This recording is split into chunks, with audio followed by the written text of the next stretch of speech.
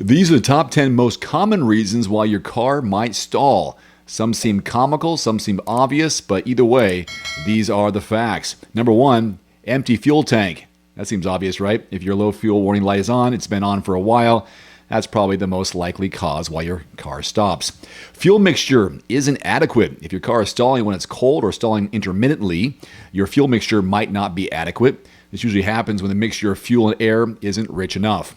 A bad fuel pump. If your fuel pump quicks or isn't working properly, then your engine won't get the fuel it needs to run, which results in the engine stalling. You won't be able to restart your car if the fuel pump quits on you. Bad alternator. This is responsible for charging your battery and running many of the essential functions of your engine. If your alternator quits, your car will quit as well. However, there are plenty of warning signs of impeding alternate failure, including dimming lights and your battery not charging. Dead battery. Is that obvious? Most of the time, if your battery is dead, you won't be able to start your car in the first place. However, if your battery is going bad, then you may experience stalling due to the alternator being overworked. Before replacing that battery, make sure that a failing alternator isn't the culprit.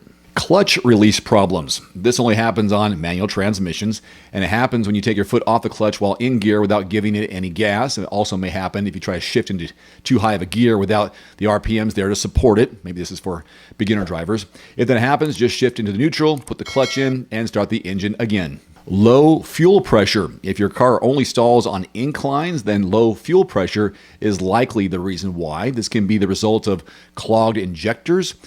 So buy some fuel injector cleaner and add it to your fuel tank as soon as possible. Dirty air filter. Just had my air filter changed on my truck. If your air filter is clogged or exceptionally dirty, then it will interfere with your car's airflow and possibly cause some stalling. A faulty coolant sensor. If your vehicle has a coolant sensor, then overheating can cause your vehicle to immediately quit to prevent the engine damage. In some cases, this sensor might be faulty and giving wrong readings that result in the stalling. And last but not least, corroded distributor cap. This cap covers the distributor and sends voltage to the spark plugs. If your distributor cap has corrosion, it can cause your car to stumble during acceleration or even stall. One final note, if you are in the market for a new vehicle soon, great. Connect with your local dealership and price and test drive at least 3 different vehicles.